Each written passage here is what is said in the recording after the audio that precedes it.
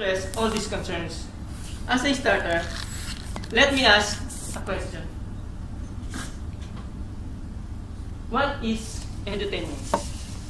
Edutainment combines the aspects of education and entertainment into products and experiences that seek to improve learning by making it not just simple, but also fun. It means that the academic competitions, like Quiz Bee contest, is a great example of an edutainment that both educates and entertains. Ladies and gentlemen, presenting our research utilizing predictive analytics in academic competition, an Art Nouveau in edutainment.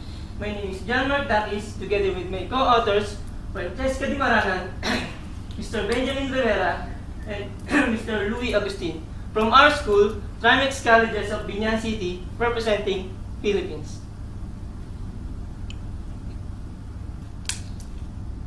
Academic competitions have always been part of any educational institutions. In this way, educators would be able to determine the stock knowledge and level of understanding of a student in a specific topic. Quiz Bee contest as one of the academic competitions has been held inside and outside the school and has become a new trend in different schools in the Philippines.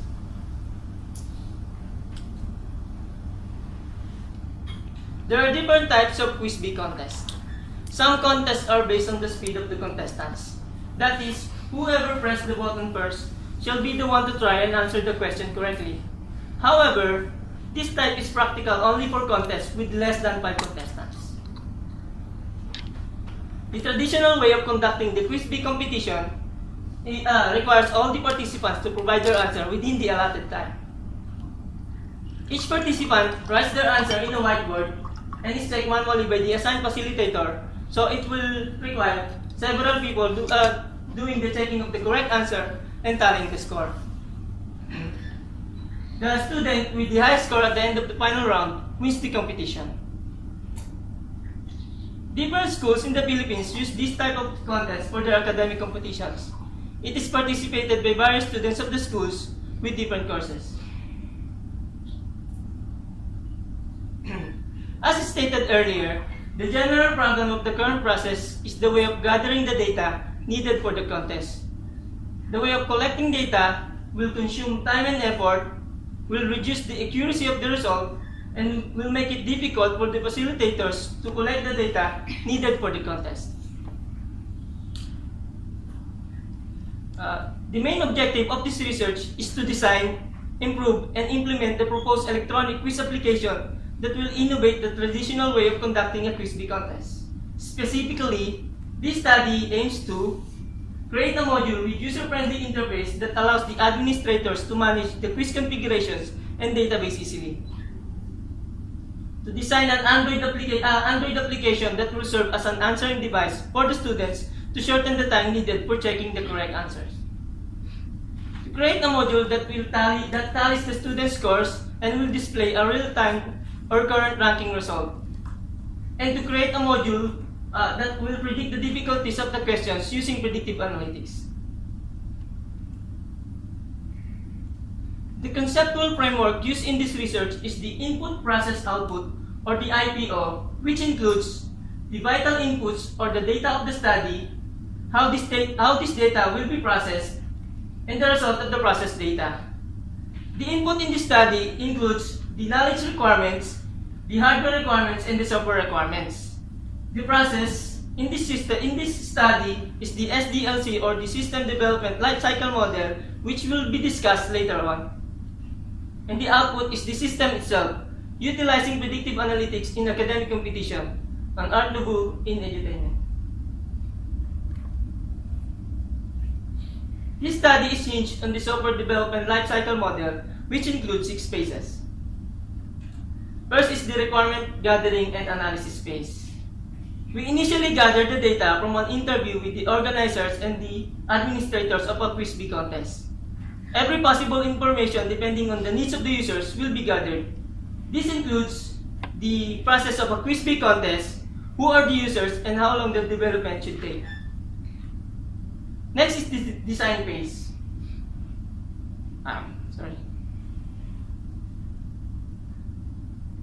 In this stage, the system architecture and the flow of the system will be defined. it is not a detailed design and will only include the important aspects of the system, which gives an idea of the system to the user. Next is the coding phase.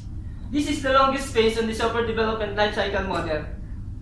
The developer will use PHP scripting language for the web-based application and Java programming language for the Android application.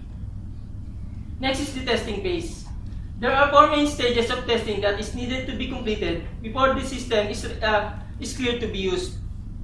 These stages are the unit testing, the integration testing, the system testing, and the acceptance testing. After the successful testing, the system is now ready to be used in the real environment by all of the end users. And last is the maintenance phase. In this stage, preventive maintenance will be applied. Once the system is being used, the actual problem may come up that is needed to be solved from time to time.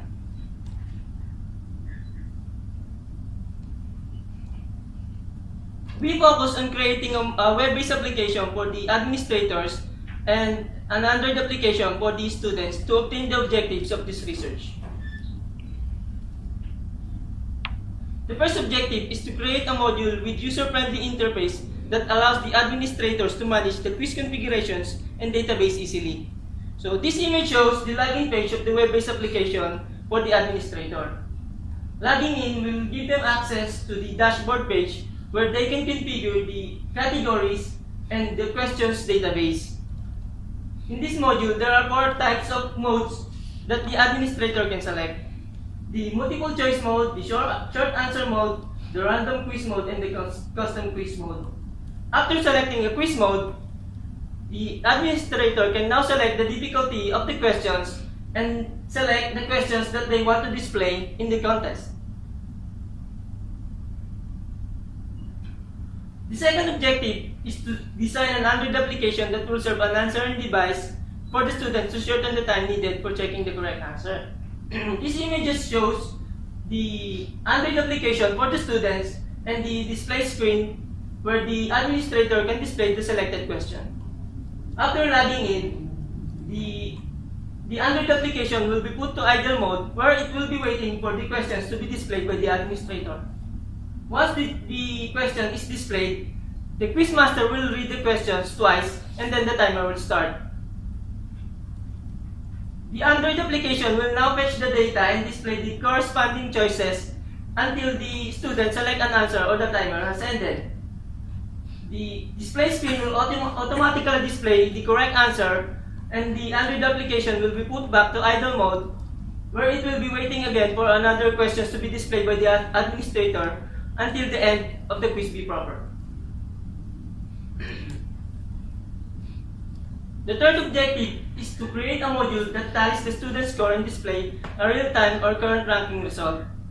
This image shows the scoreboard module where the scores of the students and the status of their scores are displayed in real time.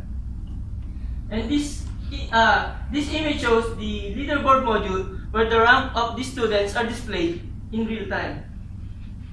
And the result of the quiz bee can be printed so the students can see the record of the quiz bee contest. The last objective is to create a module that will predict the difficulties of the questions using predictive analytics. So this image shows the predictive analytics module. The prediction will be based on how many students got the correct answer in a specific questions that is used in the contest. The difficulties of the questions are automatically changed depending on the percentage of correct answer that is of the questions that is used in the contest. Utilizing predictive analytics in academic competition, an art nouveau in edutainment, will make it easy and accessible for conducting a quiz bee contest with less effort. Also, it is a paperless process in which scores will be evaluated and tallied automatically, and the students can answer the questions through clicking and typing only. We therefore conclude that the created module is user-friendly, manage quiz and database easily. The Android application was created as the medium of answering device.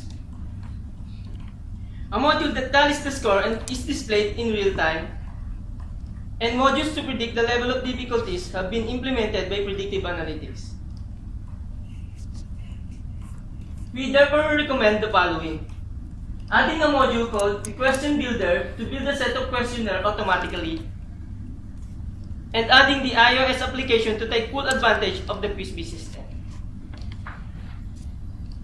Now, I once stumbled upon the words of Benjamin Franklin, tell me and I forget, teach me and I remember, involve me and I learn. Once again, I'm John Mark Daquis. Thank you very much for listening, and mabuhay.